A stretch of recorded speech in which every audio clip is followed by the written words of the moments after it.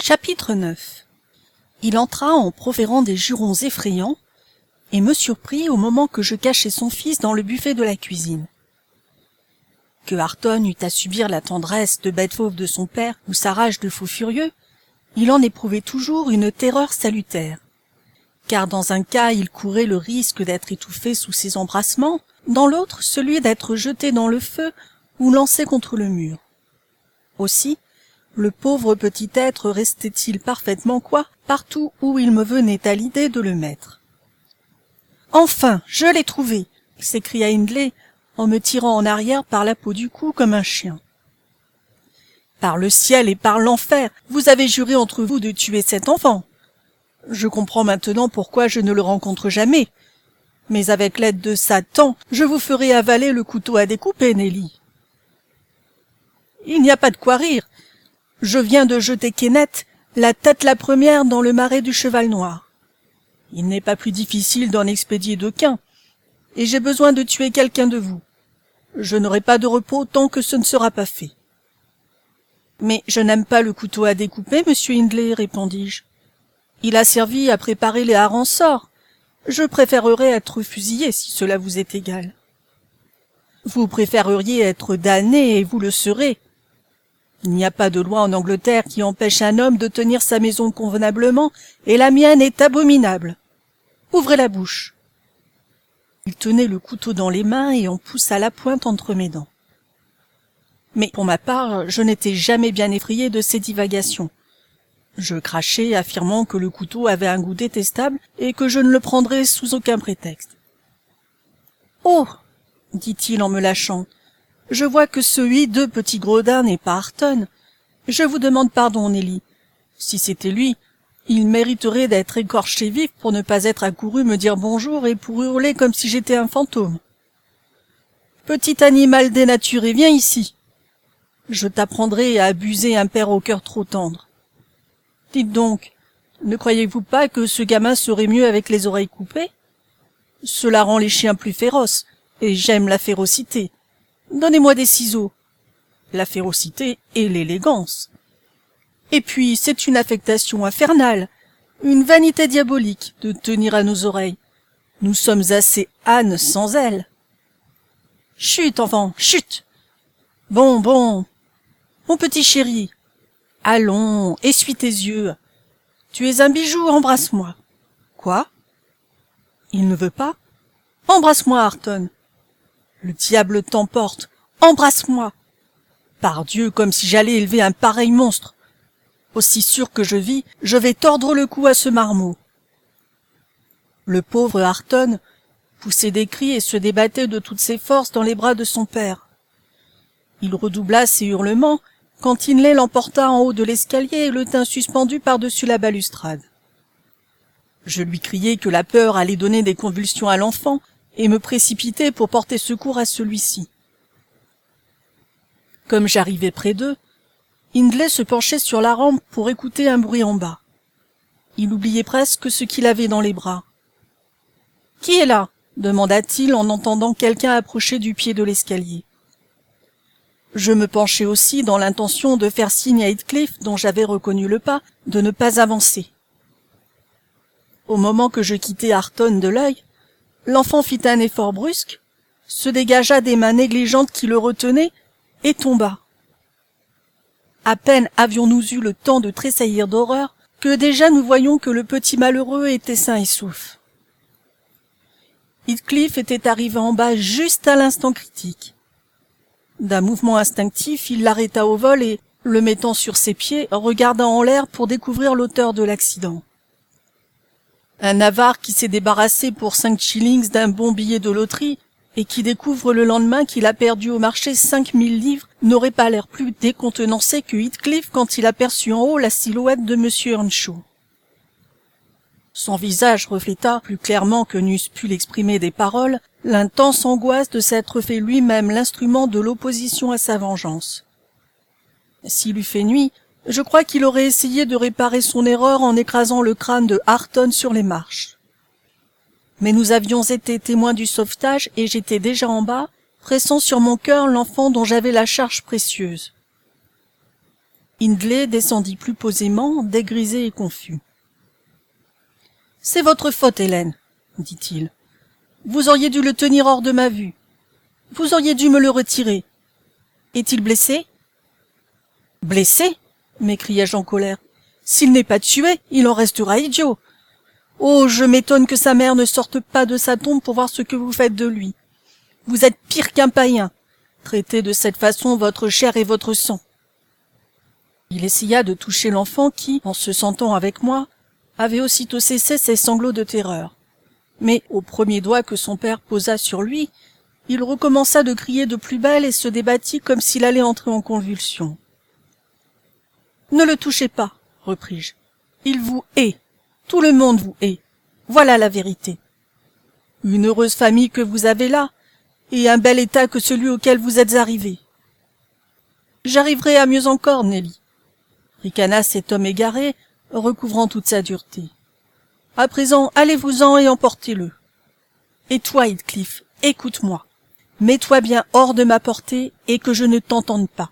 Je ne voudrais pas te tuer cette nuit, à moins peut-être que je ne mette le feu à la maison, mais cela dépendra de ma fantaisie. Sur ce, il prit une bouteille de brandy dans le buffet et s'en versa un grand verre. « Non, ne buvez pas, suppliai-je. Monsieur Hindley, prenez garde. Ayez pitié de ce malheureux enfant, si vous ne vous souciez pas de vous-même. »«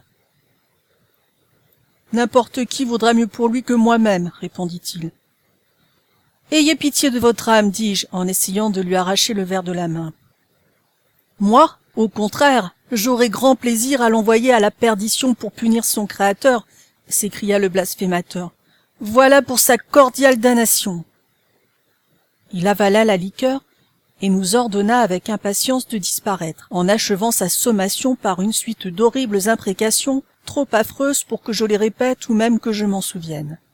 « C'est dommage qu'il ne puisse se tuer à force de boire, » observa Heathcliff en lui renvoyant ses malédictions dans un murmure quand la porte fut fermée. « Il fait bien tout ce qu'il peut, mais sa constitution est la plus forte. Monsieur Keynes offre de parier sa jument qu'il survivra à tous ceux qui habitent de ce côté-ci de Gimmerton, et qu'il ne descendra dans la tombe que pécheur blanchi par l'âge, à moins de quelque heureux hasard en dehors du cours naturel des choses. » J'entrai dans la cuisine et m'assis pour endormir doucement mon petit agneau. Heathcliff, croyais-je, était allé dans la grange. Je compris plus tard qu'il avait simplement passé derrière le banc à haut dossier. Il s'était jeté sur une banquette le long du mur, loin du feu, et y demeurait silencieux. Je berçai Hareton sur mes genoux, en fredonnant une chanson qui commençait ainsi. Sous le plancher, les souris entendaient, en pleine nuit, les bébés qui pleuraient. Quand Miss Cathy, qui, de sa chambre, avait écouté l'altercation, passa la tête et murmura. « Êtes-vous seule, Nelly ?»« Oui, miss, » répondis-je. Elle entra et s'approcha du foyer. Je la regardai, supposant qu'elle allait dire quelque chose. Sa physionomie semblait troublée et inquiète. Ses lèvres étaient entr'ouvertes, comme si elle voulait parler, mais, au lieu d'une phrase, ce fut un soupir qui s'en échappa. Je repris ma chanson, je n'avais pas oublié serrer son faits et gestes. « Où est Heathcliff ?» demanda-t-elle en m'interrompant. « À son travail, à l'écurie. » Il ne me contredit pas, peut-être somnolait-il. Un autre long silence suivit, pendant lequel j'aperçus une larme ou deux couler de la joue de Catherine sur les dalles. « Regrette-t-elle sa honteuse conduite ?» me demandai-je. Ce serait une nouveauté. Mais elle en arrivera au fait comme elle voudra. Ce n'est pas moi qui l'aiderai. Non, elle s'inquiétait peu de tout ce qui ne la concernait pas personnellement. « Oh, mon Dieu !» s'écria-t-elle enfin, « je suis bien malheureuse. »« C'est grand dommage, observai-je. Vous êtes difficile à contenter. Tant d'amis, si peu de soucis, et vous n'arrivez pas à être satisfaite. »« Nelly, voulez-vous me garder un secret ?» poursuivit-elle en s'agenouillant près de moi et levant vers les miens ses yeux câlins avec un de ces regards qui chassent l'humeur, même quand on a toutes les raisons du monde d'en avoir. « Vaut-il la peine qu'on le garde ?» demandai-je avec moins de maussaderie. « Oui. Puis il me tourmente. Et il faut que je m'en soulage. J'ai besoin de savoir ce que je dois faire. Aujourd'hui, Edgar Linton m'a demandé si je voulais l'épouser, et je lui ai donné une réponse. Eh bien, avant que je vous dise si c'était un consentement ou un refus, dites-moi ce que cela aurait dû être. Vraiment, Miss Catherine? Comment puis-je le savoir? Certes, après le spectacle que vous lui avez offert cet après-midi, je pourrais affirmer qu'il fût été sage de refuser. Puisqu'il vous a demandé néanmoins, il faut qu'il soit ou d'une stupidité incurable ou d'une témérité folle. Si vous parlez ainsi, je ne vous dirai plus rien, répliqua-t-elle d'un air piqué en se relevant. J'ai accepté, Nelly. Vite, dites-moi si j'ai eu tort. Vous avez accepté? Alors à quoi bon discuter? Vous avez engagé votre parole et vous ne pouvez pas vous rétracter. Mais dites-moi si j'ai bien fait, dites, s'écria-t-elle avec irritation en se frottant les mains et fronçant les sourcils. Il y a plusieurs choses à considérer avant que de pouvoir répondre convenablement à cette question, dis-je sentencieusement. D'abord et avant tout, aimez-vous monsieur Edgar? Qui ne l'aimerait? Naturellement, je l'aime. Alors je lui fis subir le questionnaire suivant. Pour une fille de 22 ans, ce n'était pas trop déraisonnable. Pourquoi l'aimez-vous, Miss Cathy? Quelle question? Je l'aime? Cela suffit? Pas du tout. Il faut dire pourquoi. Eh bien, parce qu'il est bien de sa personne et que sa société est agréable. Mauvais, fut mon commentaire. Et parce qu'il est jeune et gai? Mauvais encore. Et parce qu'il m'aime? Sans intérêt après vos précédentes raisons. Et qu'il sera riche et que je serai contente d'être la plus grande dame du pays et que je serai fière d'avoir un tel mari. Pique tout. Et maintenant, dites-moi comment vous l'aimez. Comme tout le monde aime. Vous êtes sotte, Nelly? Pas du tout, répondez. J'aime le sol qu'il foule, l'air qu'il respire et tout ce qu'il touche et tout ce qu'il dit. J'aime tous ses regards et tous ses gestes, je l'aime entièrement et complètement. Voilà. Et pourquoi? Ah non, vous plaisantez. C'est extrêmement méchant. Ce n'est pas une plaisanterie pour moi, dit la jeune fille qui se renfrogna et se tourna vers le feu. Je suis bien loin de plaisanter, Miss Catherine, répliquai-je. Vous aimez monsieur Edgar parce qu'il est bien de sa personne, qu'il est jeune, gai, riche et qu'il vous aime. Cette dernière raison, d'ailleurs, ne vaut rien. Vous l'aimeriez probablement sans cela. Et même avec cela, vous ne l'aimeriez pas, s'il n'avait les 4 premiers attraits. Non, certainement pas. J'aurais simplement pitié de lui.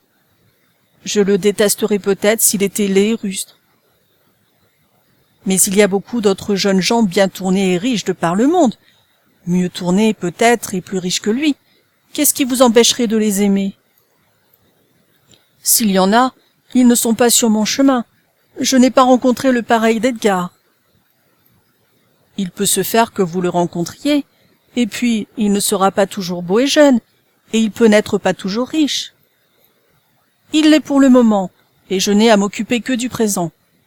Je voudrais vous entendre parler avec un peu de bon sens. Bon, voilà qui tranche la question. Si vous n'avez à vous occuper que du présent, épousez monsieur Linton. Je n'ai pas besoin de votre permission pour cela. Je l'épouserai. Mais en fin de compte, vous ne m'avez pas dit si j'avais raison. Parfaitement raison, si l'on a raison de se marier seulement pour le présent. Et maintenant, voyons pourquoi vous êtes malheureuse. Votre frère sera content. Les vieux parents ne feront pas d'objection, je pense. Vous quitterez une maison sans ordre et sans confort pour une maison opulente et respectable. Vous aimez Edgar et Edgar vous aime. Tout m'a l'air simple et facile. Où est l'obstacle? Ici, et ici, répondit Catherine en se frappant d'une main le front et de l'autre la poitrine, partout où vit l'âme. En mon âme et conscience, je suis convaincue que j'ai tort. Voilà qui est étrange. Je ne comprends pas. C'est mon secret. Mais si vous voulez bien ne pas vous moquer de moi, je vais vous l'expliquer. Je ne puis le faire nettement, mais je vous donnerai une idée de ce que j'éprouve. Elle se rassit près de moi, Sa figure devint plus triste et plus grave, ses mains jointes tremblaient. « Nelly, ne faites-vous jamais de rêves singuliers ?» dit-elle tout à coup après quelques minutes de réflexion. « Si, de temps à autre. »« Et moi aussi. J'ai fait dans ma vie des rêves dont le souvenir ne m'a plus jamais quitté et qui ont changé mes idées. Ils se sont infiltrés en moi, comme le vin dans l'eau, et ont altéré la couleur de mon esprit. En voici un. Je vais vous le raconter, mais ayez soin de ne sourire à aucun de ces détails. »« Oh, ne dites rien, Miss Catherine, m'écriai-je. Notre vie est déjà assez lugubre sans que nous allions évoquer des fantômes et des visions pour nous troubler. Allons, allons, soyez gai, soyez vous-même. Regardez le petit Ayrton, il ne rêve à rien de sinistre, lui. Comme il sourit gentiment dans son sommeil. Oui, et comme son père jure gentiment dans sa solitude. Vous vous souvenez de lui, certainement, quand il était tout pareil à ce petit être joufflu, presque aussi jeune et aussi innocent. Mais Nelly, je vous obligerai d'écouter. Ce n'est pas long, et je suis incapable d'être gai ce soir. Je ne veux pas entendre, répétai-je vivement. J'étais superstitieuse aux rêves en ce temps-là, et je le suis encore. Puis Catherine avait un air qui ne lui était pas habituel, et qui me faisait craindre quelque chose où je verrais une prophétie, où je trouverais l'annonce d'une terrible catastrophe. Elle fut vexée, mais ne continua pas. Elle eut l'air d'aborder un autre sujet, puis bientôt après recommença. « Si j'étais au ciel, Nelly, je serais bien misérable. »« Parce que vous n'êtes pas digne d'y aller, répondis-je. Tous les pécheurs seraient misérables au ciel. »« Mais ce n'est pas pour cela. J'ai rêvé une fois que j'y étais. Je vous ai dit que je ne voulais pas écouter vos rêves, Miss Catherine. Je vais aller me coucher, protestai-je en l'interrompant de nouveau. Elle se mit à rire et me força de rester assise, car j'avais fait un mouvement pour quitter ma chaise. « Celui-ci est moins que rien, s'écria-t-elle. J'allais seulement dire que le ciel ne m'avait pas paru être ma vraie demeure. Je me brisais le cœur à pleurer pour retourner sur la terre, et les anges étaient si fâchés qu'ils me précipitèrent au milieu de la lande sur le sommet des hauts de Hurlevent, où je me réveillai en sanglotant de joie. Voilà qui vous expliquera mon secret aussi bien qu'aurait fait mon autre rêve. Ce n'est pas plus mon affaire d'épouser Edgar Linton que d'être au ciel. Et si l'individu pervers qui est ici n'avait pas ainsi dégradé Heathcliff, je n'y aurais jamais songé. Ce serait me dégrader moi-même maintenant que d'épouser Heathcliff. Aussi ne sera-t-il jamais comme je l'aime. Et cela non parce qu'il est beau, Nelly, mais parce qu'il est plus moi-même que je ne le suis. De quoi que soient faites nos âmes, la sienne et la mienne sont pareilles, et celle de Linton est aussi différente des nôtres qu'un rayon de lune d'un éclair ou que la gelée du feu. Avant qu'elle eût terminé ce discours, je m'étais convaincu de la présence de Heathcliff. Ayant remarqué un léger mouvement, je tournai la tête et le vis se lever de la banquette, puis se glisser dehors sans bruit.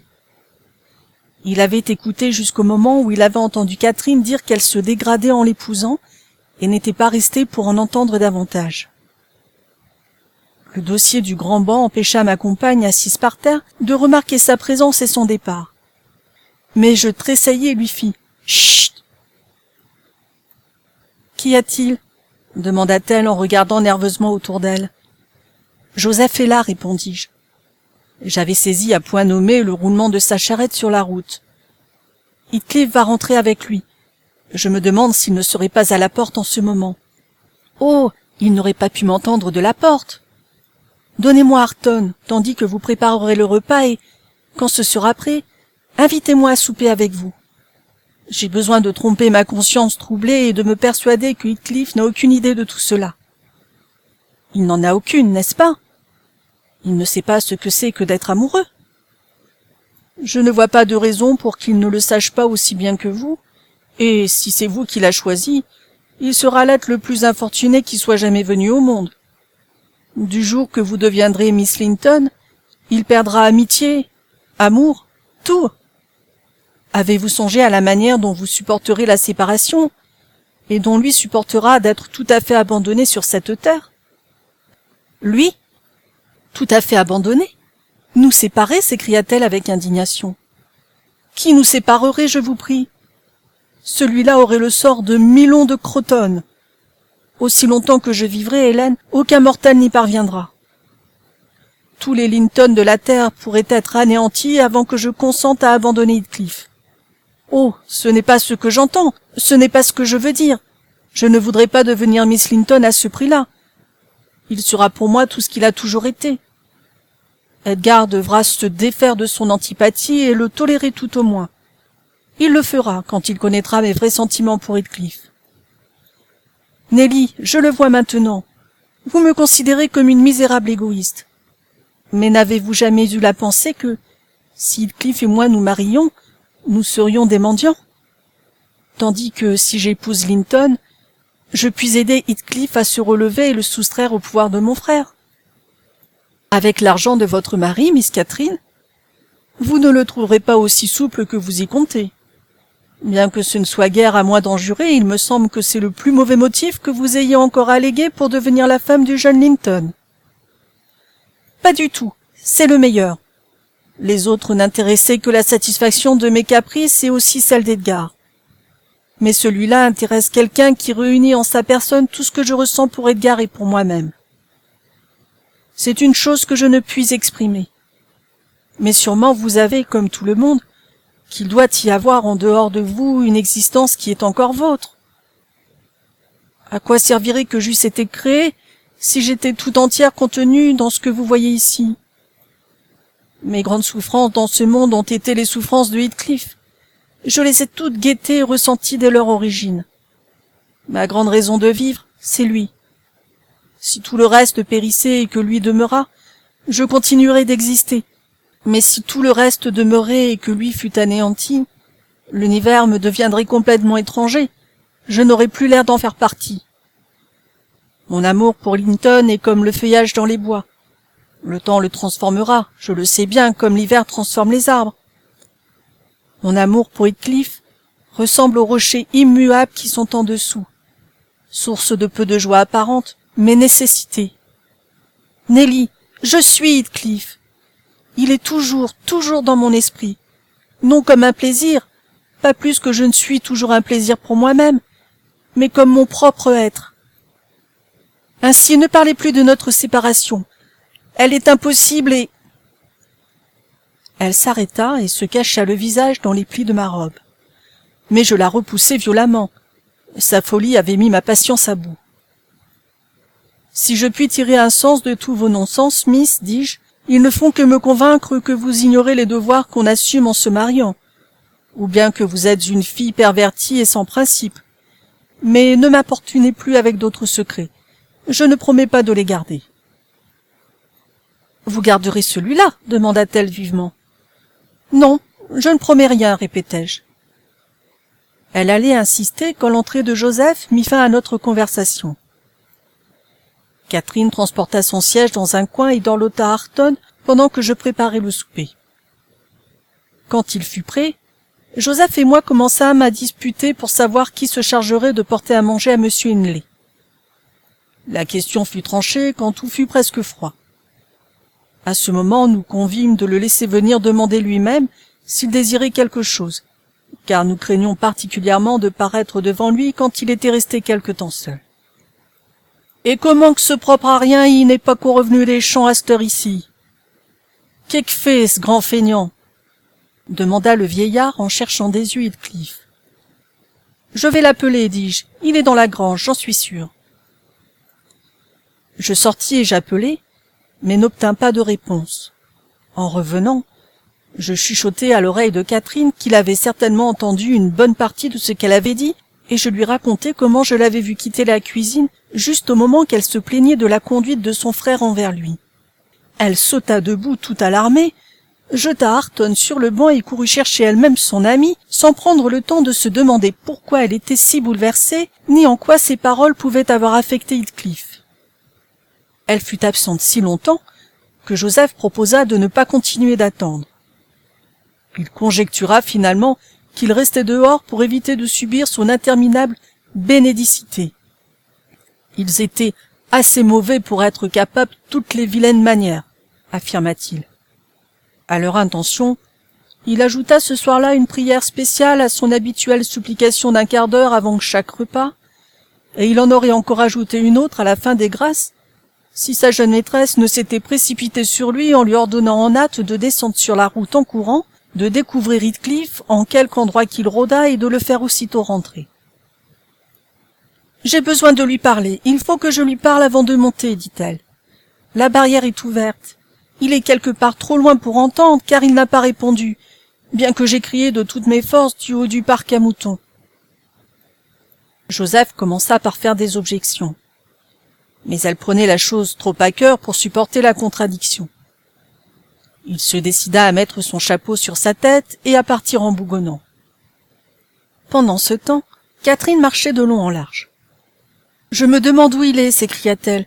Je me demande où il peut être. Qu'ai-je dit, Nelly? J'ai oublié. A-t-il été peiné de ma mauvaise humeur cet après-midi?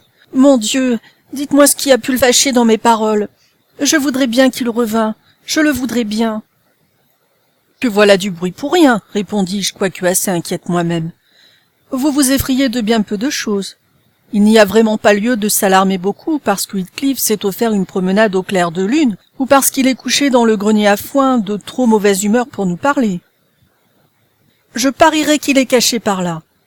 Vous allez voir si je ne le déniche pas. Je sortis pour recommencer mes recherches. Je n'en rapportai que du désappointement, et celles de Joseph eurent le même résultat. « Ce gaillard-là, il se fait pire tous les jours, » observa-t-il en rentrant. « Il a laissé la barrière grande ouverte et le poney de Miss Cathy, il a foulé 2 rangs de blé en les traversant pour s'en aller droit dans le pré. Bien sûr que le maître y fera une vite tous les diables demain matin, et il n'aura point tort. Il est la patience même pour des créatures aussi négligentes et aussi odieuses. Il est la patience même. Mais ça ne durera pas toujours. Vous verrez, vous tous.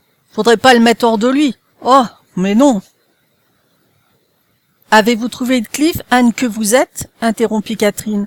« L'avez-vous cherché comme je vous en ai donné l'ordre ?»« J'aimerions mieux marcher le cheval, répliqua-t-il. Ce serait plus sensé. Mais je ne pourrions chercher ni le cheval ni l'homme par une nuit comme celle-ci, aussi noire comme une cheminée. Et Heathcliff, c'est pas un gars à venir à mon sifflet. Peut-être ben qui sera moins dur d'oreille avec vous. » C'était en effet une soirée très sombre pour l'été. Les nuages paraissaient présager l'orage, et je déclarai que ce que nous avions tous de mieux à faire était de rester tranquilles. La pluie qui menaçait ne manquerait pas de le ramener à la maison sans que nous eussions à nous donner d'autres peines. Néanmoins, Catherine ne se laissa pas persuader de se calmer.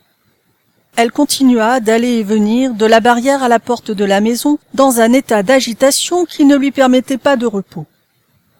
À la fin, elle obtint un poste permanent le long du mur près de la route. Elle resta là, sans se soucier de mes remontrances, ni du tonnerre qui grondait, ni des grosses gouttes qui commençaient à s'aplatir autour d'elle. De temps à autre, elle appelait, puis elle écoutait, et ensuite se mettait à pleurer tant qu'elle pouvait. Ce fut une bonne crise de colère et de larmes où elle surpassa Hareton ou n'importe quel enfant. Vers minuit, alors que nous n'étions pas encore couchés, l'orage vint s'abattre en pleine furie sur les hauts.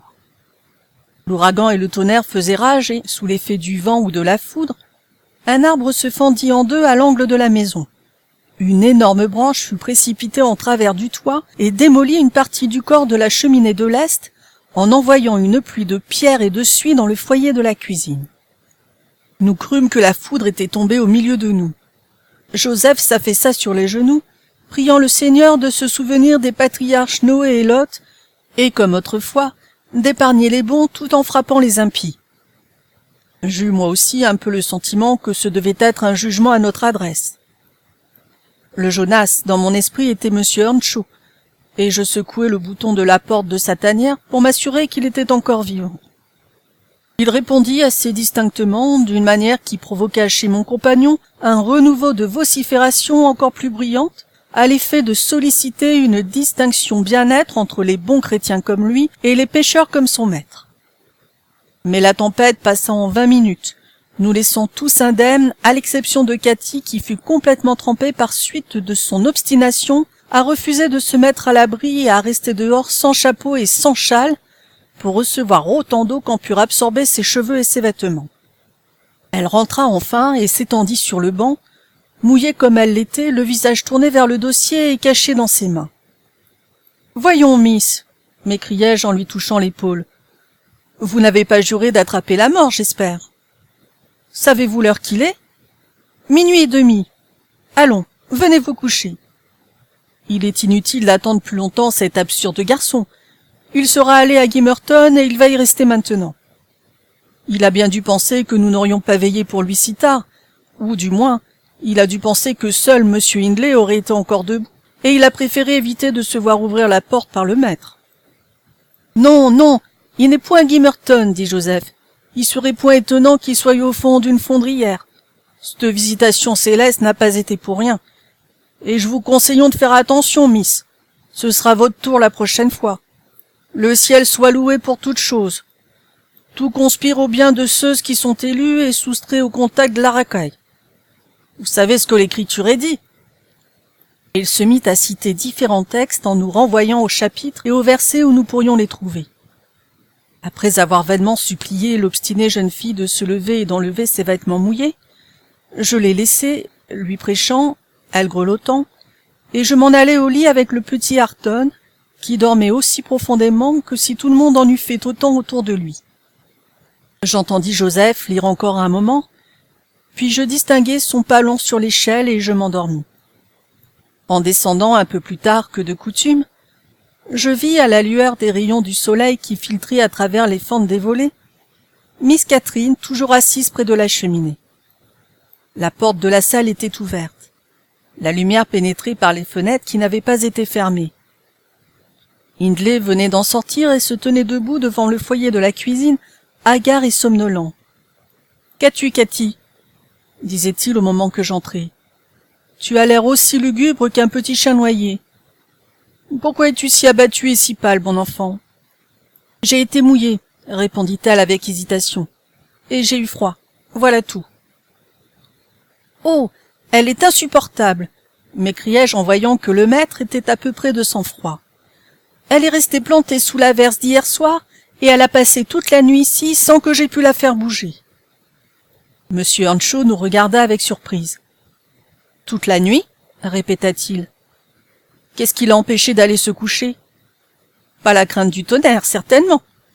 Il y avait plusieurs heures qu'il avait cessé. » Aucune de nous deux n'avait envie de faire remarquer l'absence de Heathcliff tant qu'il serait possible de la dissimuler. Aussi répondis-je que je ne savais quelle idée elle avait eue de ne pas être allée se mettre au lit, et elle ne dit rien.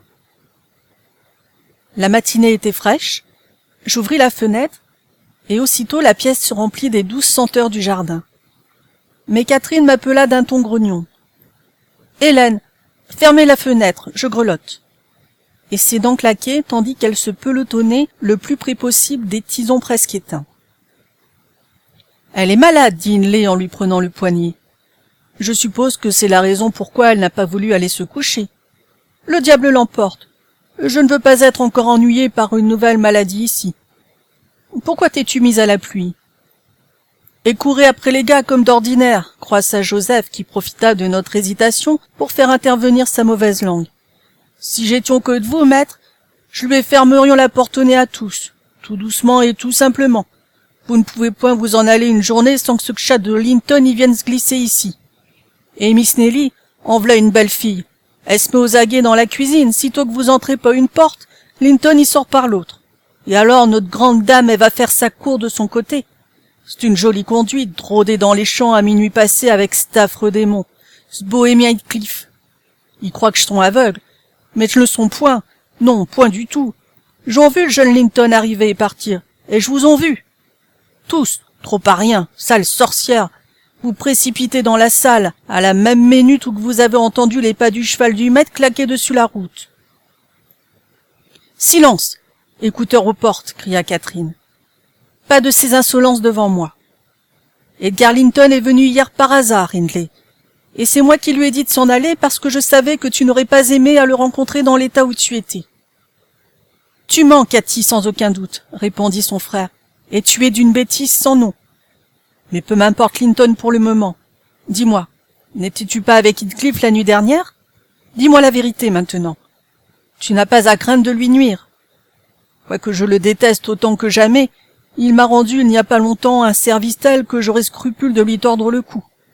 Pour ne pas en être tenté, je vais l'expédier à son travail dès ce matin. Quand il sera parti, je vous conseille à tous de faire attention.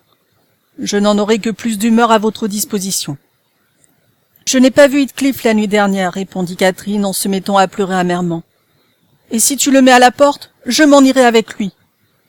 Mais en auras-tu l'occasion? Il est peut-être parti. Là, elle ne put réprimer son chagrin qui éclata, et le reste de ses paroles ne fut plus que son inarticulé.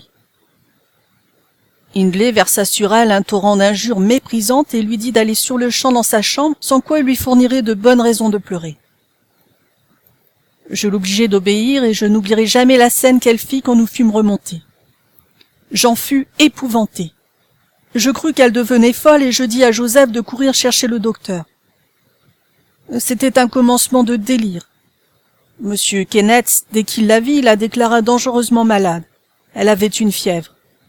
Il la saigna et me prescrivit de ne lui donner que du gruau d'eau et de petit lait, et de faire attention qu'elle ne se jette pas par-dessus la rampe de l'escalier ou par la fenêtre. Puis il partit, car il avait pas mal à faire dans la paroisse, où les habitations étaient en général distantes l'une de l'autre de 2 ou 3 miles. Bien que je ne puisse prétendre avoir été une garde très douce, et que ni Joseph ni le maître ne valussent mieux, bien que notre patiente fût aussi fatigante et entêtée qu'une patiente peut l'être, elle triompha pourtant du mal. La vieille Miss Linton nous fit plusieurs visites naturellement, voulut tout redresser, nous morigéna et nous donna à tous des ordres. Quand Catherine fut entrée en convalescence, elle insista pour l'emmener à Thrushcross Grange. Nous lui fûmes très reconnaissants de cette délivrance. Mais la pauvre dame eut sujet de regretter sa bonté. Elle et son mari prirent tous deux la fièvre et moururent à peu de jours d'intervalle. Notre jeune personne nous revint plus insolente, plus irascible et plus hautaine que jamais. Nous n'avions plus entendu parler de Heathcliff depuis le soir de l'orage. Un jour qu'elle m'avait par trop impatienté, j'eus le malheur de rejeter sur elle toute la responsabilité de sa disparition. Ce qui était d'ailleurs la vérité, comme elle le savait fort bien. Depuis ce moment, pendant plusieurs mois, elle cessa tout rapport avec moi, autre que ceux qu'on a avec une simple domestique. Le même interdit frappa Joseph. Il fallait toujours qu'il donnât son avis et la sermonnât, absolument comme si elle était une petite fille.